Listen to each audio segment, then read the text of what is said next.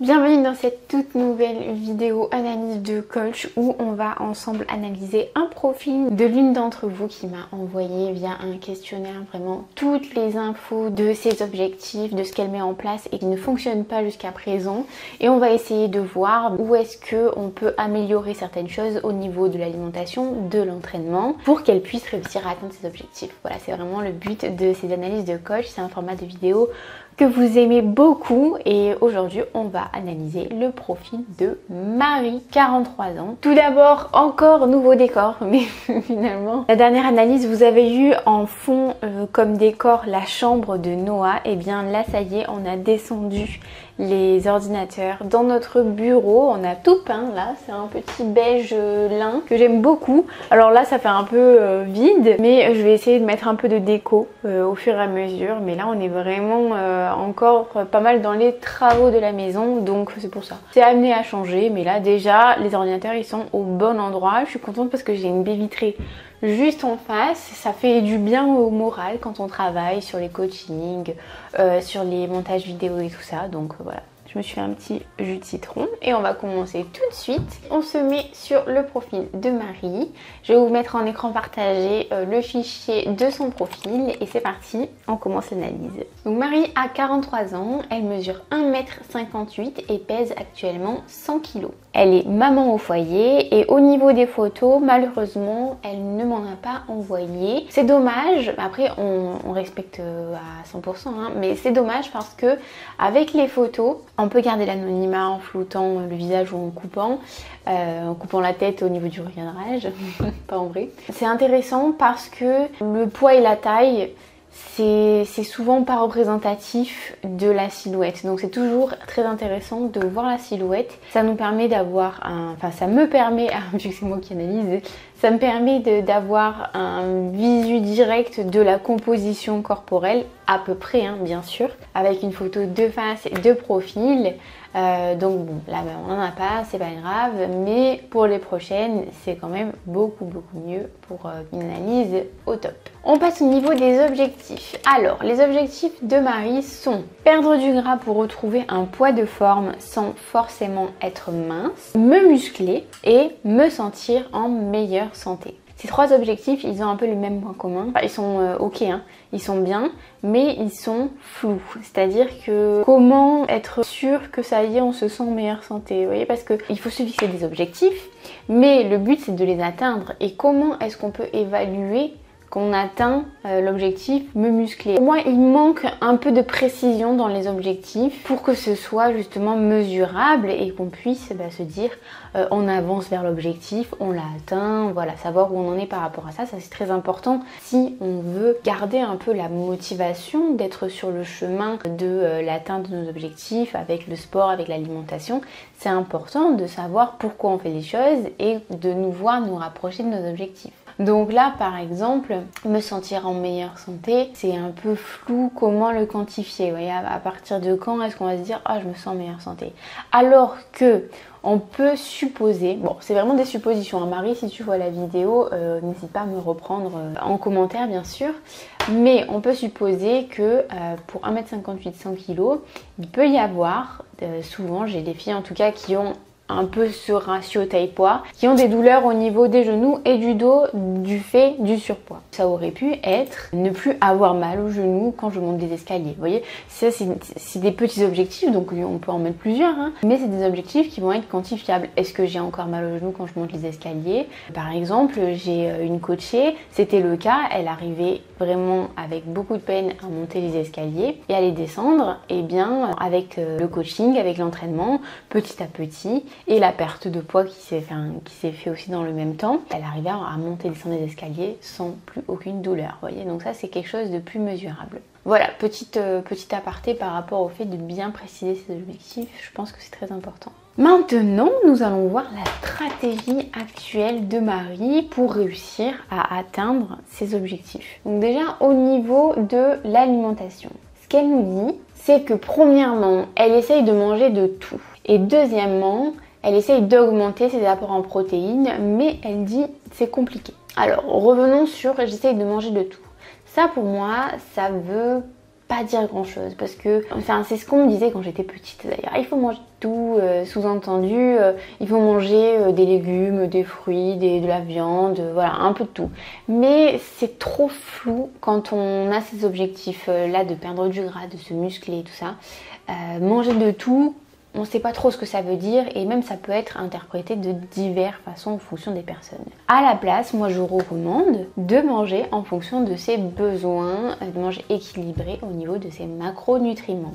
Ça veut dire manger ce dont on a besoin en termes de protéines, en termes de lipides et en termes de glucides. Ça, on va pouvoir analyser comment Marie mange actuellement avec la journée type que j'ai calculée un petit peu plus loin dans l'analyse. Mais en termes de stratégie, ça sera beaucoup plus efficace que de se dire je mange de tout, parce que manger de tout, voilà, c'est trop flou. Ensuite, j'essaie d'augmenter mes apports en protéines, mais c'est compliqué. Ben ça aussi, on va pouvoir voir en analysant sur la journée type combien de protéines, Marie, tu manges, si tu as besoin d'augmenter encore plus tes apports protéinés. Et si c'est le cas, eh bien, je pourrais te montrer à travers un exemple concret comment le faire, parce que en vérité, c'est pas compliqué. C'est pas compliqué à partir du moment où on a un petit peu de connaissances sur quels aliments contiennent des protéines en fait.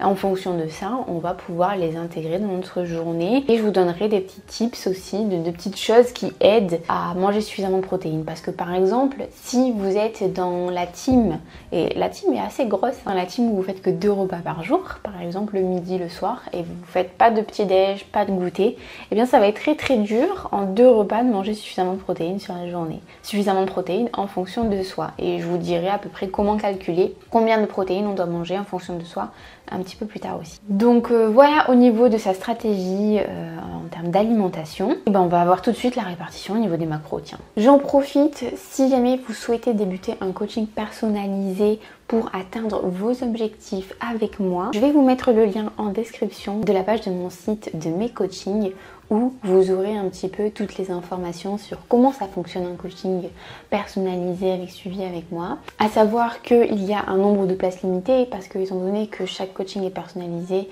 avec des suivis hebdomadaires, je ne peux pas prendre des personnes en illimité, vous comprenez bien. Si jamais je vous mets le nombre de places disponibles jour après jour, je mets ça à jour tous les jours. Si jamais il n'y a pas de place, n'hésitez pas à venir me contacter directement sur Instagram en message privé. Je réponds normalement, si tout va bien, assez vite. Et je pourrais vous dire du coup quand est-ce que je prévois d'ouvrir une place si jamais ça vous intéresse, pour pouvoir essayer de vous positionner dessus en avance. Donc n'hésitez pas à me contacter sur Instagram ou alors allez checker ma page des coachings sur mon site.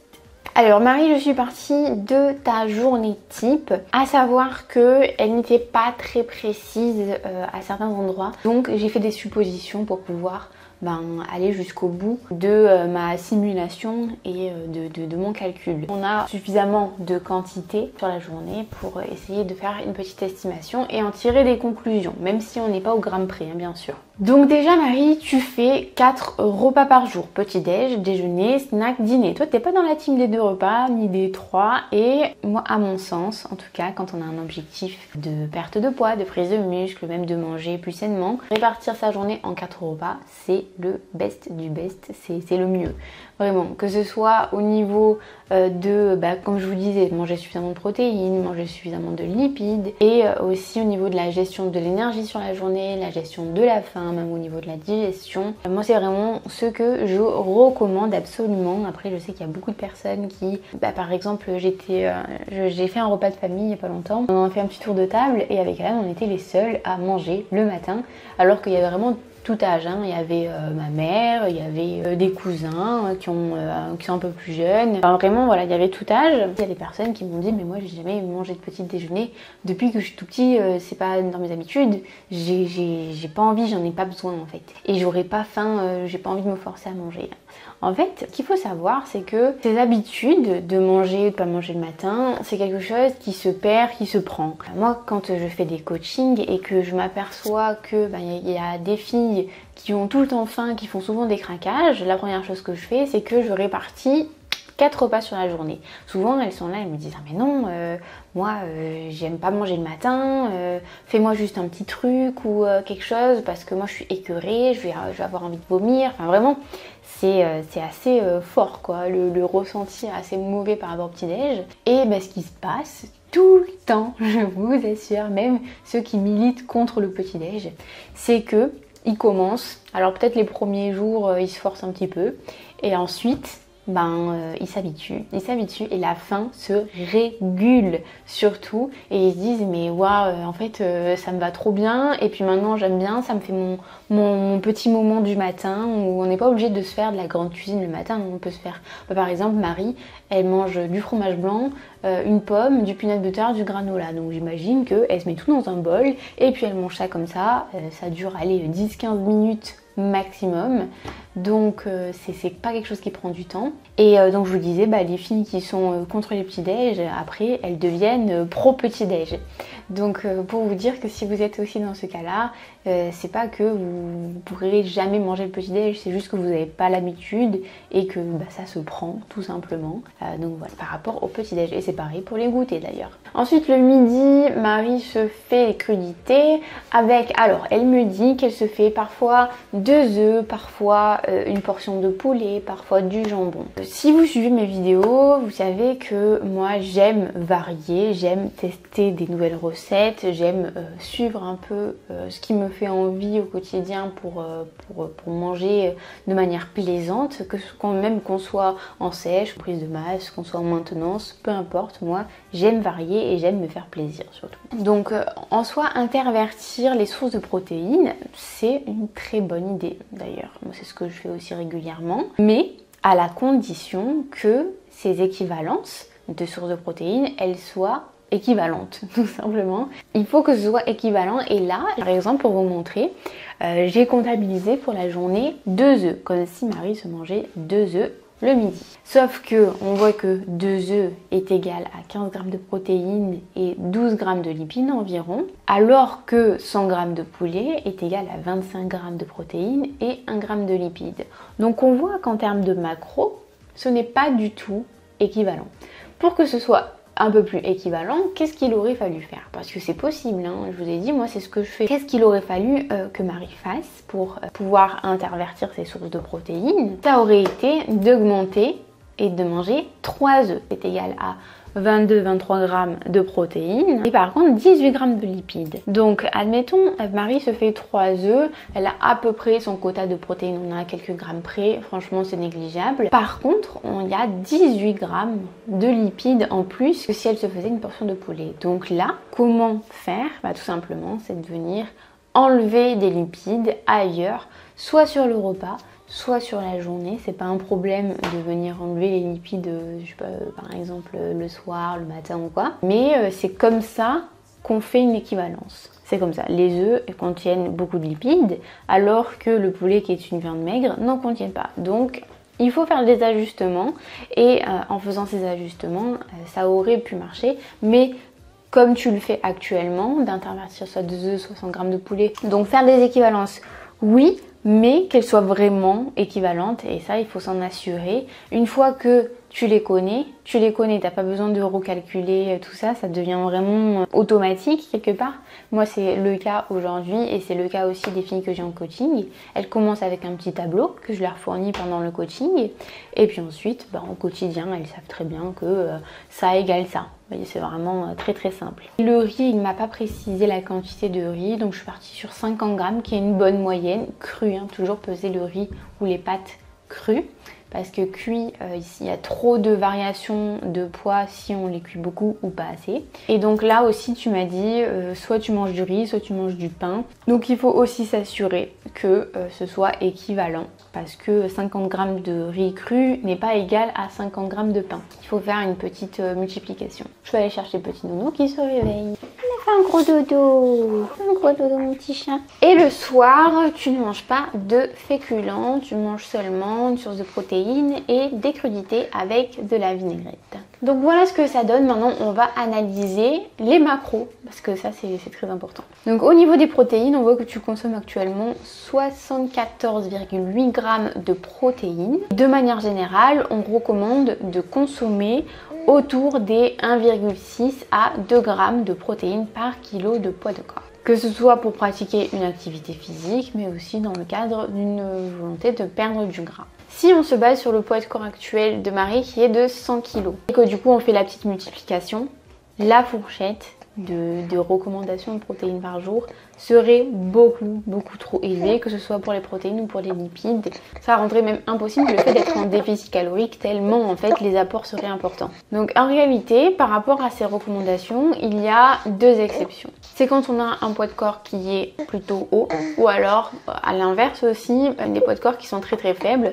Par exemple dans le cas d'une anorexie. Moi ce que je recommande dans ces cas-là, évidemment c'est de ne pas suivre aveuglément cette fourchette, mais c'est de se baser sur la taille. Donc là par exemple Marie elle fait 1,58 m.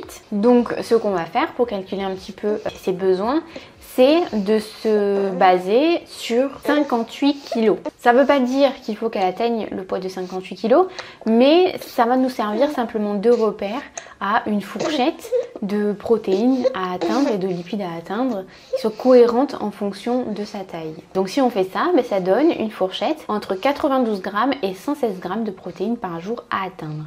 Donc toi tu es actuellement à 74,8, tu n'en consommes donc pas assez. Alors même que c'était dans ta stratégie, tu as quand même la volonté de manger plus de protéines, et d'ailleurs ça se voit parce que tu ajoutes de la protéine en poudre, ce qui est une très bonne idée, mais ce n'est pas suffisant pour que tu puisses atteindre tes besoins. Donc moi ce que j'ai fait, vu que c'est une difficulté, c'est que j'ai fait une simulation, la même journée en fait type, mais en ajoutant un petit peu de protéines, tout simplement, en utilisant les mêmes aliments que tu m'as décrits pour rentrer dans ces fourchettes cibles. Donc voilà l'exemple, on atteint 98 grammes de protéines par jour, ça rentre dans la fourchette, on est même un peu en bas de la fourchette mais ça rentre quand même.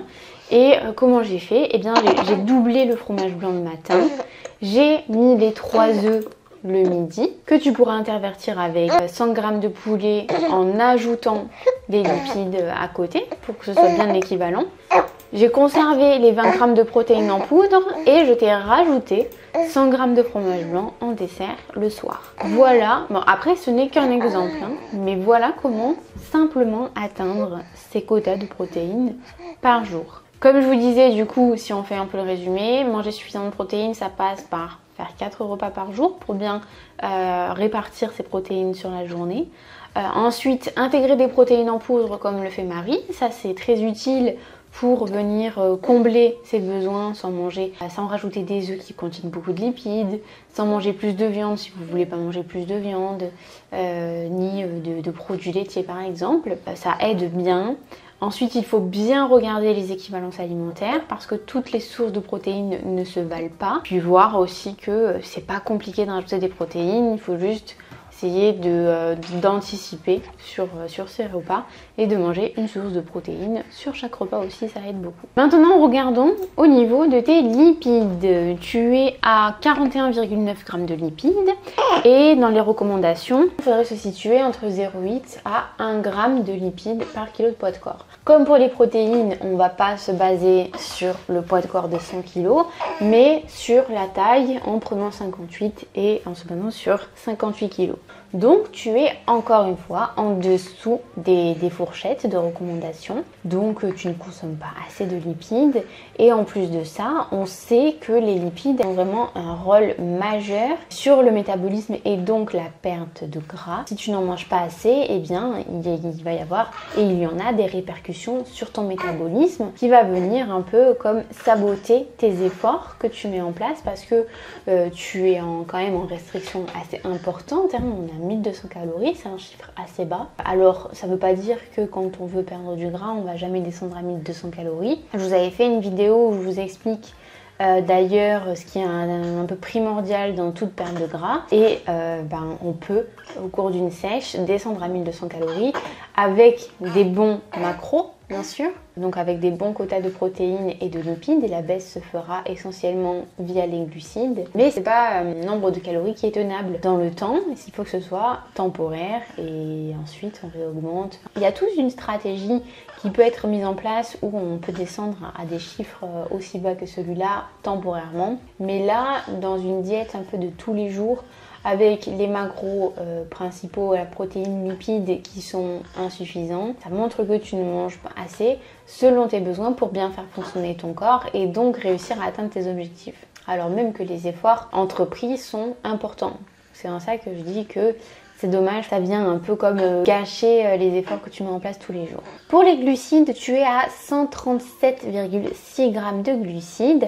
Là, vous savez, il n'existe pas de fourchette de recommandation pour les glucides parce que c'est des quantités qui sont trop changeantes au niveau de chaque personne, au niveau de l'objectif, au niveau même de la période. Enfin voilà, il y a trop de choses qui rentrent en jeu et qui peuvent moduler le nombre de glucides qui est bon pour nous et pour nos objectifs. Par contre, comme je te disais, ta diète est beaucoup trop basse et tes macros, ils sont beaucoup trop bas.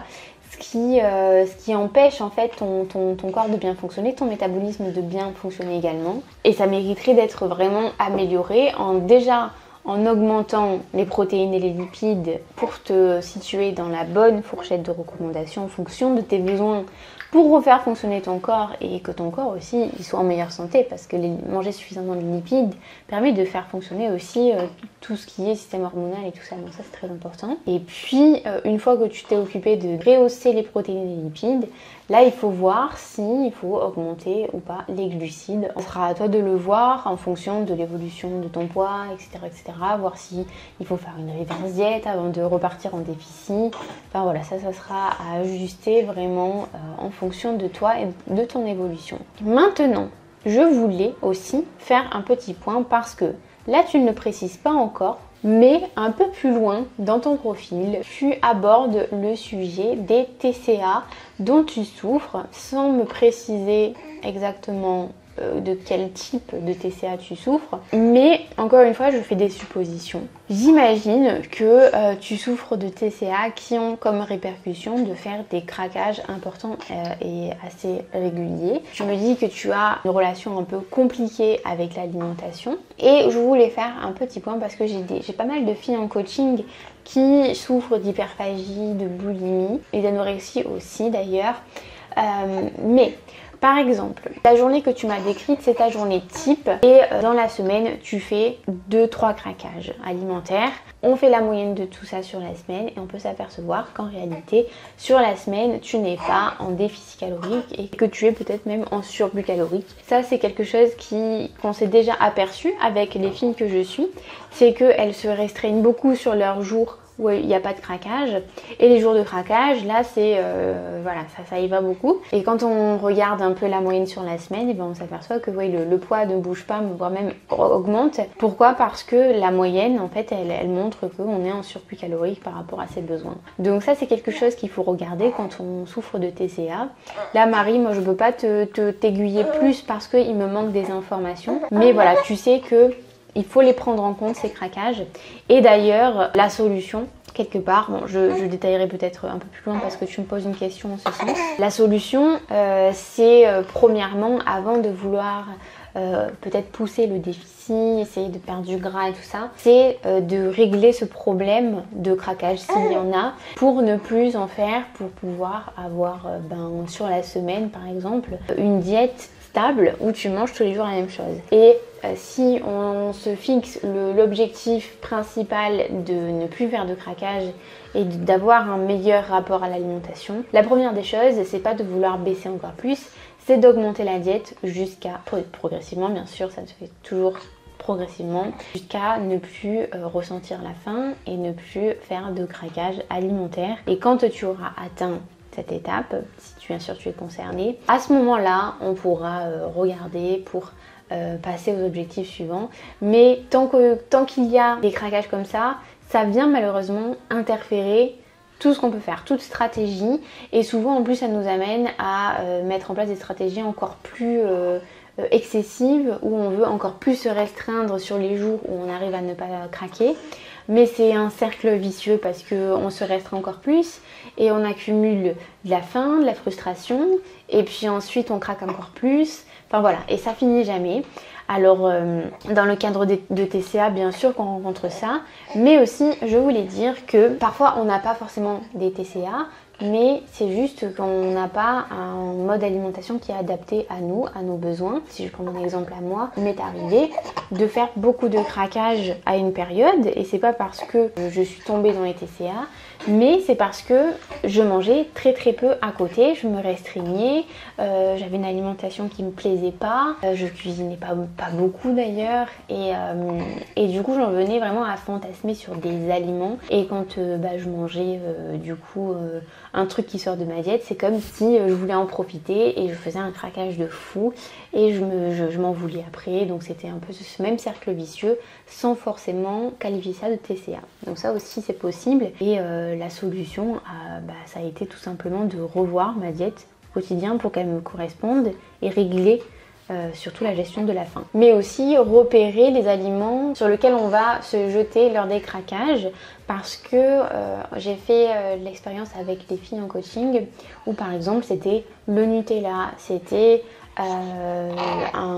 une marque de gâteau bien précise, je sais plus, les granola ou donc le Petit Prince ou quoi. Il y a des filles qui elles faisaient des craquages parce qu'elles avaient trop envie de manger ça, et en fait la solution a été d'intégrer tous les jours de cet aliment, bien sûr en mesurant au niveau des quantités, mais tous les jours par exemple, une fille en coaching mangeait du Nutella le matin, ça rentrait dans la diète, ça lui faisait plaisir et elle avait moins cette accumulation de frustration et elle se jetait moins du coup sur le Nutella à finir le pot. Ça a été radical. Et ensuite aussi le fait de favoriser des aliments rassasiants, ça va dans le sens de mieux gérer sa faim. Ça plus les 4 repas comme je vous disais, et ça a vraiment un impact sur les craquages. Maintenant voyons l'entraînement. Alors là Marie, tu me détailles que tu fais uniquement de la marche à ce jour, et pour atteindre tes objectifs de prendre du muscle, de perdre du gras, malheureusement ce n'est pas suffisant de faire uniquement de la marche. Si vous regardez les vidéos, vous le savez à force, mais la musculation c'est l'activité physique qui est la plus adaptée et celle que je recommande d'ailleurs le plus pour tout ce qui est perdre du gras, transformer sa silhouette, tonifier sa silhouette, etc. etc. Donc Marie, je te recommande de débuter la pratique de la musculation. Alors la musculation, ça fait peut-être un peu peur comme mot si on n'en a jamais fait, qu'on est une femme. Enfin, j'ai remarqué que souvent ça rebute un petit peu certaines femmes qui n'en ont jamais fait, et elles préfèrent parler de renforcement musculaire, de fitness, parce que ça fait peut-être un peu moins bourrin ou un peu plus féminin, mais il faut savoir que tout ça veut dire la même chose en fait. L'intérêt vraiment de la musculation, c'est de venir réaliser des exercices qui vont faire travailler certains muscles en fonction des exercices en vue de faire grossir nos muscles, et par la même occasion ce qui va se passer c'est que on va prendre du muscle mais on va perdre du gras aussi. Pour réussir ça, il va falloir ajouter progressivement de la difficulté sur nos exercices. Ça passe par de la charge mais aussi du volume avec des répétitions. Et il faut savoir que plus on va soulever lourd et plus on va prendre du muscle et plus du coup notre corps va se transformer. Après, quand on est une femme, je tiens à préciser que la prise de muscle elle est très lente. Ça s'explique tout simplement par la composition de notre corps, nos hormones et tout ça. Donc c'est très lent et on peut faire de la musculation pendant des années sans devenir trop musclé. Donc si on débute, on n'a aucune chance de devenir trop musclé dès les premières semaines, les premiers mois. Ça n'arrive jamais. En plus de ça, le gras prend beaucoup plus de place que du muscle. Donc on va prendre du muscle, on va perdre du gras. Mais pour autant, les effets visuels sur notre corps, ils vont être importants. Et d'ailleurs, ça s'appelle une recomposition corporelle, le fait de perdre du gras et de prendre du muscle. Maintenant, pour débuter la musculation, le plus confortable, le plus pratique, c'est d'aller s'entraîner directement en salle salle de sport. Il y a directement tout le matériel nécessaire sur place et en plus de ça, les machines, c'est vraiment quand même bien confortable. On le voit avec Alan, on a 2 nouvelles machines pour les pecs dans le home gym que je vous avais montré dans une vidéo. C'est confortable quand les machines elles sont bien pensées en tout cas. Mais souvent, je le vois avec les filles en coaching quand déjà on commence, on débute, on n'a pas trop l'habitude de la salle ou qu'on n'a pas le temps d'aller en salle de sport. Là par exemple, Marie, si tu n'as pas le temps parce que tu t'occupes à la maison de tes enfants, il y a une solution à ça pour quand même commencer la musculation, c'est de s'entraîner à la maison en investissant dans du matériel de base. Et surtout quand on commence, on n'a pas besoin d'avoir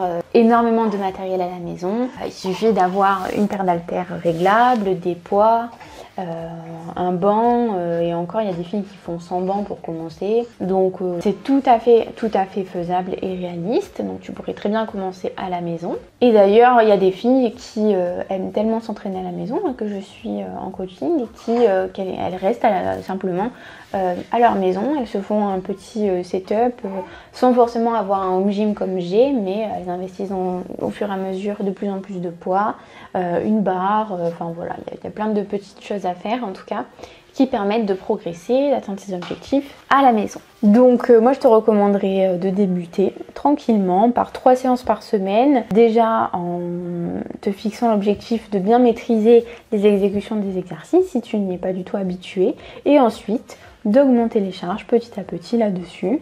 Tu peux très bien continuer à marcher bien sûr, au-delà de l'aspect santé. D'ailleurs moi j'essaye de marcher de plus en plus, surtout avec le petit quand je vais le promener pour aller faire mes courses ou quoi, un peu tous les jours, pour l'aspect santé mais aussi pour se dépenser un peu plus. Ça sera toujours un petit coup de pouce dans le cadre d'une perte de gras. Maintenant, regardons le parcours de Marie. Donc, elle nous dit qu'elle est une maman solo de 3 enfants qu'elle a en garde exclusive, qu'elle a un parcours de vie assez compliqué et des problèmes liés à la nourriture. On lui a posé un anneau gastrique en 2005 qu'on lui a retiré en urgence en 2020 car elle serait passée près de la mort. Maintenant, on va répondre à 2 de ces questions. La première, c'est: peut-on retrouver un poids de forme et un corps harmonieux sans trop de dégâts? J'entends par là une peau pas trop relâchée, avec une bonne hygiène de vie et du sport après 40 ans. Alors déjà, tout est possible bien sûr, même après 40 ans. D'ailleurs, j'ai pas mal de coachés qui ont plus de 40 ans, même plus de 50 ans. Et le tout, c'est de s'y prendre de la bonne façon. Alors bien sûr que notre corps ne va pas fonctionner comme quand on avait 20 ans, même quand on avait 18. Même moi, à mon stade, j'ai 30 ans et je vois que j'ai pas le même fonctionnement qu'avant. Je peux pas me permettre de manger par exemple tout ce qu'on mangeait dans mon adolescence sans en payer le prix. Donc bien sûr que chaque âge a un peu ses particularités, mais ça n'empêche absolument pas, après 40 ans, de se transformer, de se mettre au sport, d'avoir des résultats, de perdre du poids. Et d'ailleurs très souvent, on s'aperçoit qu'il faut faire attention à ce qu'on mange pour notre santé et tout ça, un peu tardivement. On fait pas trop attention, ça nous intéresse pas trop quand on est jeune en général. Et c'est en prenant de l'âge qu'on veut faire attention, donc non, il n'y a pas de date limite entre guillemets par rapport à ça. Il vaut mieux s'y prendre dès maintenant si on a envie. Après, par rapport à ta question de la peau relâchée suite à une perte de poids quand on a un fort surpoids et qu'on perd du poids, pour avoir coaché pas mal de filles qui ont perdu beaucoup de poids, pas forcément rapidement, mais il y a souvent un petit surplus de peau. Ça se corrige avec la chirurgie. Ça peut être limité si on fait les choses correctement avec le sport, mais dans les cas où on a vraiment beaucoup de poids à perdre, on peut pas l'éviter. Ça, on peut pas l'éviter. Mais pour autant, ça vaut le coup quand même de faire cette transformation pour déjà se sentir mieux dedans, être en meilleure santé. Et ta seconde question, c'est: peut-on guérir de ces troubles alimentaires? Alors avant tout, je ne suis pas psychiatre, je ne suis pas médecin pour pouvoir affirmer que oui ou non on peut guérir de ces troubles alimentaires. Je ne suis pas une experte en la matière du tout. Par contre, je peux vous transmettre l'expérience que j'ai avec certaines filles que j'ai eu en coaching, qui avaient des TCA. Donc j'ai vu l'hyperphagie, je pense que c'est le plus, l'anorexie et la boulimie.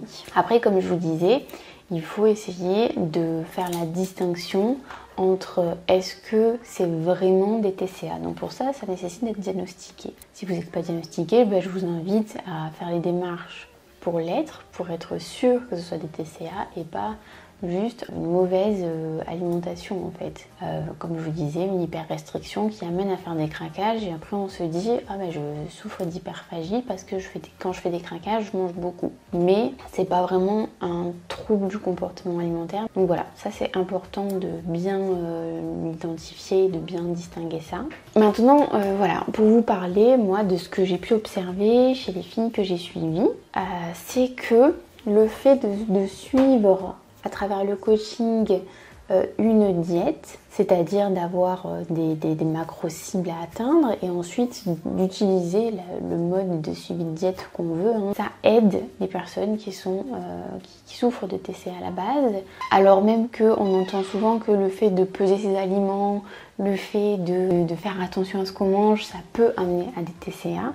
Moi je pense vraiment que c'est tout l'inverse parce que le fait de reprendre un peu le contrôle, mais un contrôle sain justement, ça libère un peu l'esprit et on arrive aussi à mieux se connaître, mieux connaître nos besoins et du coup mieux se nourrir et ça enlève comme un poids quelque part. Que ce soit pour les personnes qui mangent beaucoup ou pour les personnes qui ne mangent pas assez.